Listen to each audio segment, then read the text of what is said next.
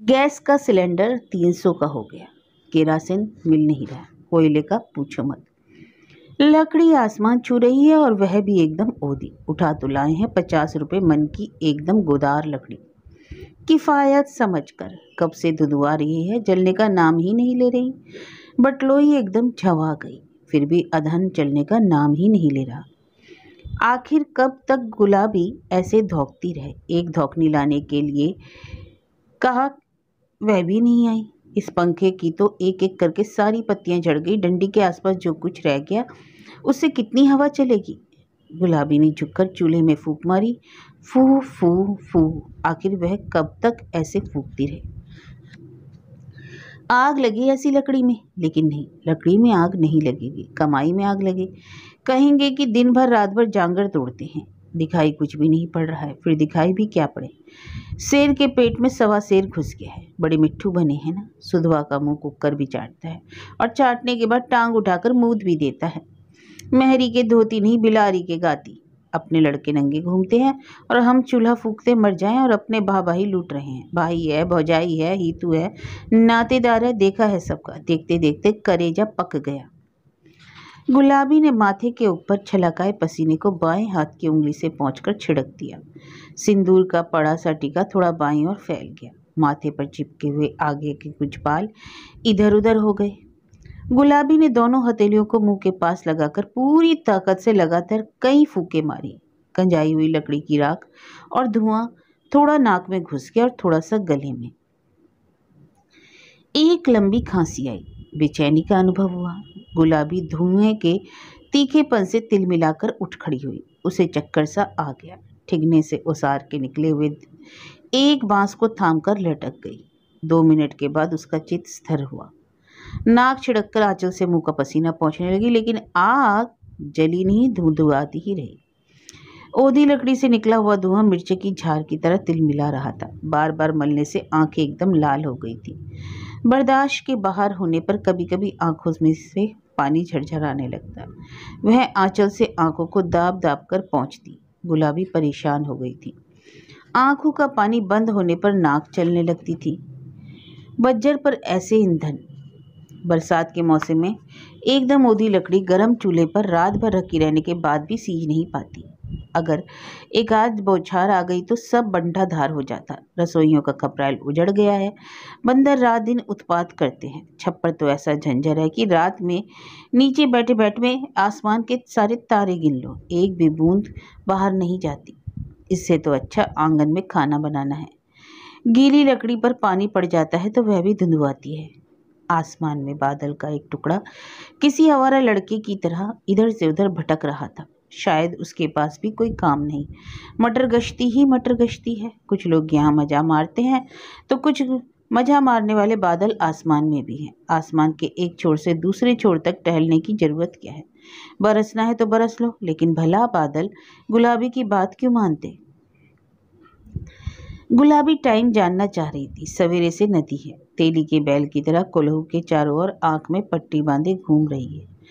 कोई पूछे कि क्या किया तो वह क्या बताएगी। अपने तो 9 बजे आकर खड़े हो जाएंगे।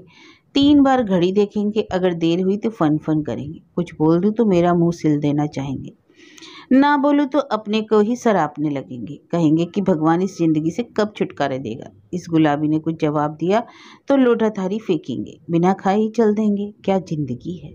पता नहीं क्या देखकर बाप ने इस खूंटे से लाकर बांध दिया। जहां बिना हर्रे फिटकरी के तय हो गया कि ये वहीं लाकर पटक दिया। नहर में सभी मिलकर काम करा लेते थे। यहाँ तो चूल्हा चौके से लेकर सारी गृहस्थी का बोझ अपनी छाती पर है। ऊपर से घर परिवार वाले सरसा लाल करके 24 घंटे दागते रहते हैं। गुलाबी की हिम्मत चूल्हे के पास जाने को नहीं हो रही थी। आग अभी जली नहीं थी। लकड़ियां सिर्फ धुआं फेंक रही थी। वह आंगन में बैठी थी, दोनों टांगों के घुटनों को मोड़कर उकड़ू मुकड़ू।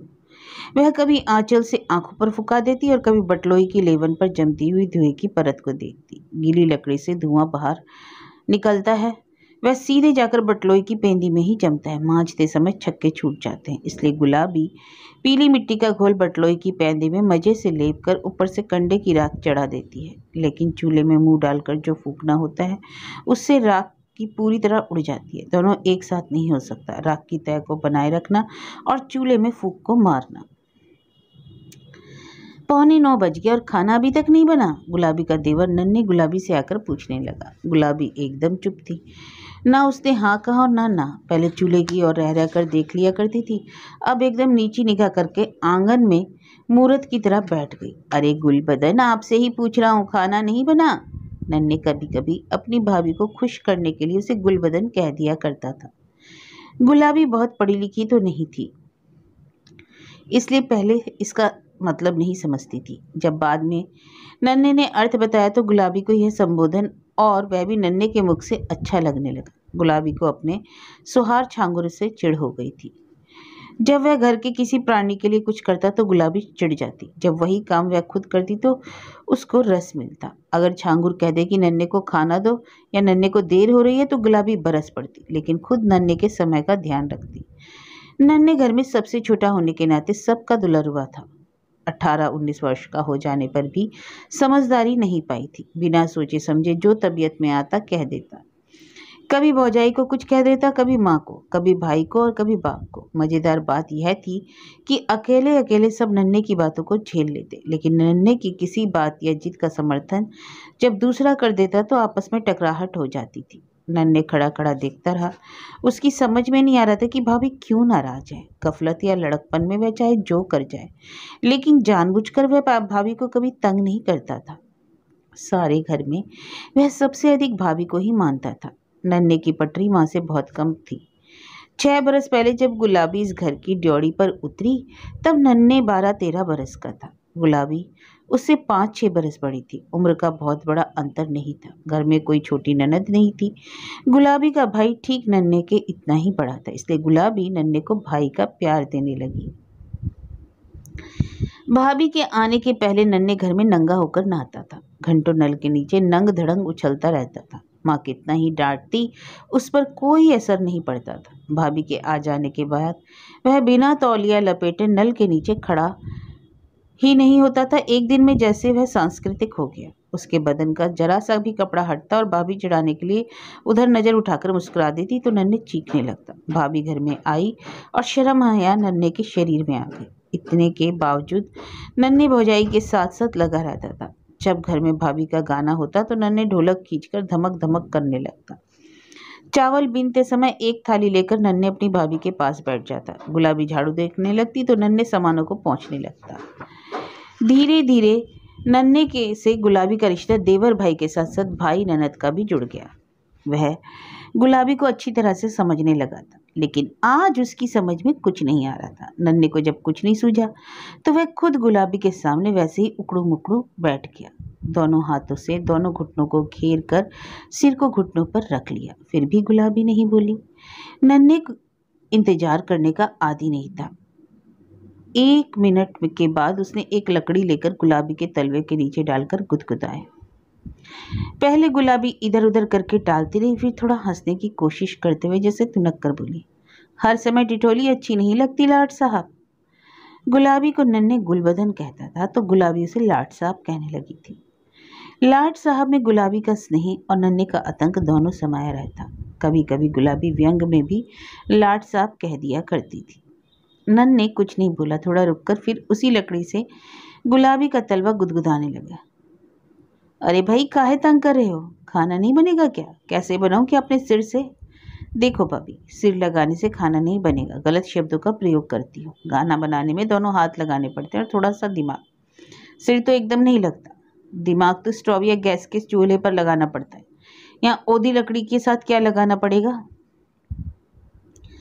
नन्हे की समझ में अब आया कि माजरा क्या है। वह करेगा। भैया तो सब कुछ खुद खरीदना चाहते हैं। थोड़ी सी किफ़ायत के लिए लकड़ी एकदम दुधार खरीद लाते हैं। आखिर लकड़ी तो सूखने पर ही जलेगी। पड़ता तो वही पड़ेगा, बल्कि यह तो और महंगी पड़ जाती है। नन्हे खुद जाकर चूल्हा फूंकने लगा। लकड़ी को आगे पीछे किया। कजाई लकड़ी की राख को लकड़ियों को रगड़ रगड़ कर झाड़ दिया, लेकिन लकड़ी थी कि जलने का नाम नहीं ले रही थी। धुधुआ धुधुआ कर भरपूर धुआं फेंक रही थी। नन्हे पैंट बूशर्ट पहने एकदम बंदरों की तरह दोनों घुटनों और दोनों पंजों को जमीन पर रखकर झुक झुक कर चूल्हे को फूंक रहा था। गुलाबी कुछ देर तक देखती रही। उसे हंसी आ रही थी। नन्हे की आंखें धुएं से भर गई। चूल्हे की राख उड़कर उसके मुंह पर छा गई। पहले तो गुलाबी को मजा आया, चुपचाप बैठे बैठे आनंद लेती रही। फिर सहसा उठकर गई, नन्हे को खींचकर रसोई से बाहर करते हुए बोली, अम्मा देख लेंगी तो एक कर्म ना छोड़ेंगी। तो आती क्यों नहीं अम्मा ही खाना बनाने? अच्छा चलिए आप। मेहरपन का काम बहुत सुस्त है, पढ़ने लिखने के नाम पर नानी मरती है। मेहरपन का काम क्या है? अकेली औरत जूझे और मर्द बैठा बैठा मर्दानगी दिखाए? तो ठीक है भैया। देखो लाला, उनकी बात मत करो। 10 बार कह दिया कि बड़ों को कुछ नहीं कहना चाहिए, चाहे बड़े कुछ भी करें। कुछ तो गड़बड़ तो हुआ नहीं है ना? ठीक है, नहीं बोलूंगा। अब आप अपनी बड़प्पन से जलाइए लकड़ी और बनाइए खाना। नन्हे उठा और एक झटके के साथ चला गया। पहले गुलाबी के मन में आया कि रोके, फिर उसकी तुनक मिजाजी पर झुंझलाहट हुई। जब वह चला गया तो फिर घर गृहस्थी के में अकेले जूझने की कचौट सीने पर जांत की तरह घरर घरर चलने लगी। गुलाबी हार गई। तब इधर उधर से खुजकर लत्ता ले आई। लालटेन लाकर उसके तेल में लत्ते को डुबोना चाहती थी, मगर तेल नदारद था। 2-3 बार लालटेन को झकोरने के बाद झुंझलाकर उसे एक तरफ पटक दिया। गुलाबी कैसे क्या करे? घर में कुछ भी तो मैसर नहीं। वह क्या लगाए अपना हाथ पैर? कोई अगर झांकता तक नहीं रसोई में। एक नन्हे हैं, वह ही आ जाता है तो मस्खरी किए बिना मानता नहीं। हर समय चित एक तरह से नहीं रहता।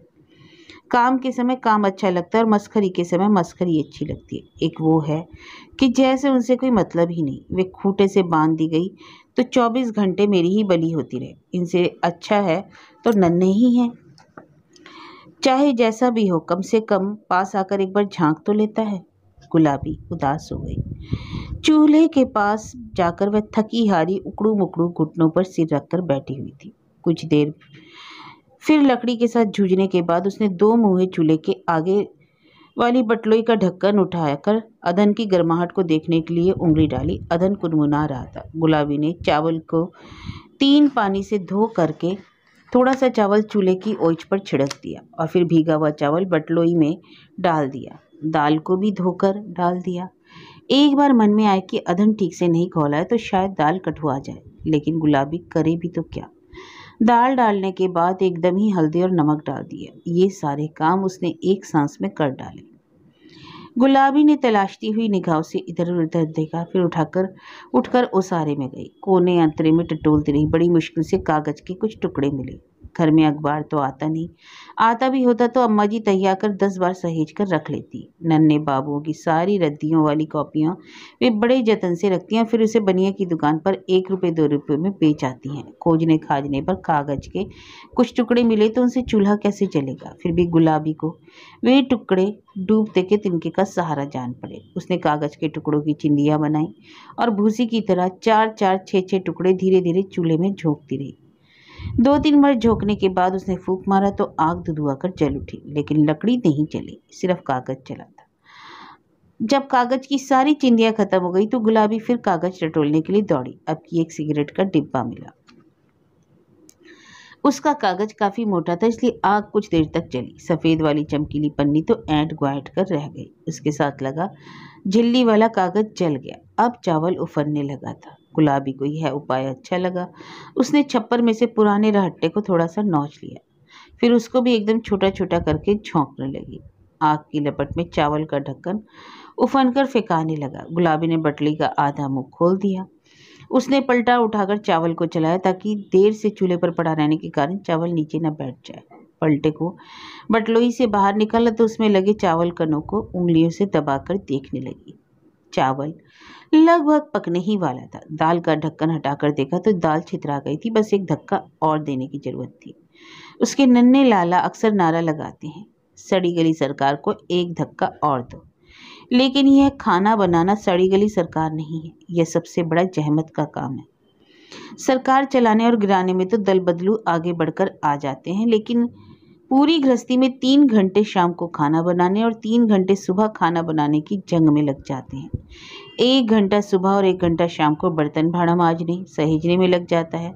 झाड़ू बुहारू में ही एक आध घंटा लग जाता है। फिर जो समय बचा उसमें सास ससुर और उनका कपड़ा लत्ता कचारना। रात को सांस का पाँव नहीं दबा तो वे जीने नहीं देगी। गृहस्थी किसी जगवाल से कम नहीं। गुलाबी को असली जंग खाना बनाने में ही दिखाई पड़ती थी। गीली ही नहीं बल्कि गोदार लकड़ी से खाना बनाना बड़ी यातना का काम है। गुलाबी ने छप्पर में से थोड़ा सा ठाठ फिर खींचना चाहा, तभी किसी ने जोर से डांटा। दिमाग तो नहीं खराब हो गया? गुलाबी ने चौंक कर पीछे देखा। झांगुर एकदम लाल लाल आंख किए गुलाबी को तरे रहा था। गुलाबी सहम गई। ऊपर उठा हुआ हाथ जैसे ठिठक गया, कुछ भी बोल नहीं पाई। अरे गूंगी हो गई क्या? तुम्ही से पूछ रहा हूँ, ऐसे कुलच्छन होके कि घर छप्पर उजाड़ रही हो? दुधुआती हुई लकड़ी की तरह गुलाबी अभी तक सुलग गई थी। अब कुलच्छन शब्द ने उसे दहका दिया। क्या कहा? क्या कहा? कुलच्छन? अरे ना होती तो तुम्हारे घर ही क्यों आती? कोई दूसरा भला घर और वर मिल गया होता। अब से वे भी अपना ठिकाना ढूंढ लो, मुझे और मेरे घर को तो कोसा मत करो। अरे बड़ा आए सुरखाब का पर लगाकर, कौन है जो इस सुअर बाड़े में टिक पाएगा? अरे मैं तो औरत होकर पैदा हुई, जब पटक दी गई वहीं मर खप जाना है। कहीं जाने वाली होती तो इतना तुम जबान नहीं चलाते।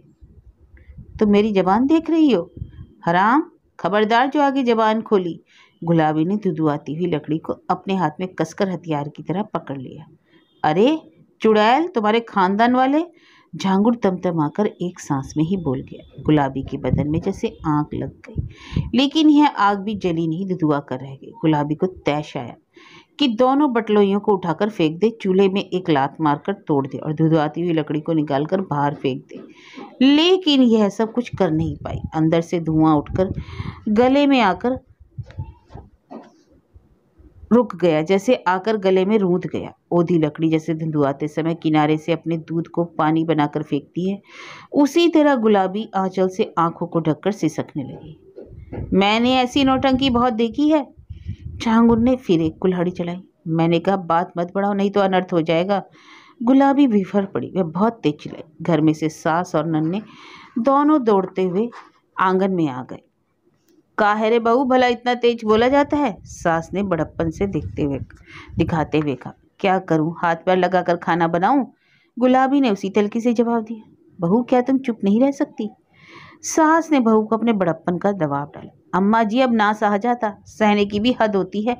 गुलाबी ने एक ही वाक्य में अपने अंदर का सारा गुबार निकाल दिया। अम्मा, इसका दिमाग खराब हो गया है, लात के देवता बात से न मानते। आओ लात चलाओ, देखो तुम्हारी मजाल। गुलाबी की चुनौती ने झांगुर को प्रेरित किया। उसने लात उठाया कि चला दे, लेकिन बीच में ही नन्हे बिजली की तरह टूट पड़ा। रोकते रोकते झांगुर की लात का हल्का सा झटका नन्हे को लगा। नन्हे कुछ भी नहीं बोला, लेकिन झांगुर निशाना चूक जाने की प्रतिक्रिया में तिल मिलाकर बोला। नन्हे, तुम क्यों बीच में आ गए? घर में महाभारत और मैं देखता रहूं? सच तो कह रही है भाभी, लकड़ी एकदम गीली है। क्या खाना अपना हाथ पाँव लगाकर बनाएगी? सबको तो टाइम से चाहिए खाना। तो क्या करेगी, छप्पड़ उजाड़ेगी? जब जरूरत पूरी नहीं करनी होगी तो वह छप्पर तो छप्पर, चौखट तो चौखट उजाड़ कर चूल्हे में लगाए जा सकते हैं। तुम दोनों सत्यानाशी हो, करो अपने मन की। सास बुनबुनाती हुई चली गई। नन्हे ने इधर उधर देखा, जब कुछ नहीं पाया तो अपना पुराना बैट और बल्ला ही उठा लाया। गुलाबी मना करती रही, लेकिन नन्हे ने एक बल्ला चूल्हे में लगा दिया। 2-4 फूंक देने के बाद आग जलने लगी। यह बात दूसरी थी कि नीचे नन्हे का बल्ला जल रहा था और ऊपर गीली लकड़ी धुआं और कजा रही थी। झांगुर 1 मिनट तक यह देखता रहा, फिर वहां से चला गया। इस समय गुलाबी को एक सहारा मिल गया था जो उसके दर्द को बांट रहा था। गुलाबी ऊपर से कहती थी कि लाड साहब, यह आपने अच्छा नहीं किया, लेकिन अंदर ही अंदर वह जलता हुआ बल्ला गुलाबी को सुख दे रहा था।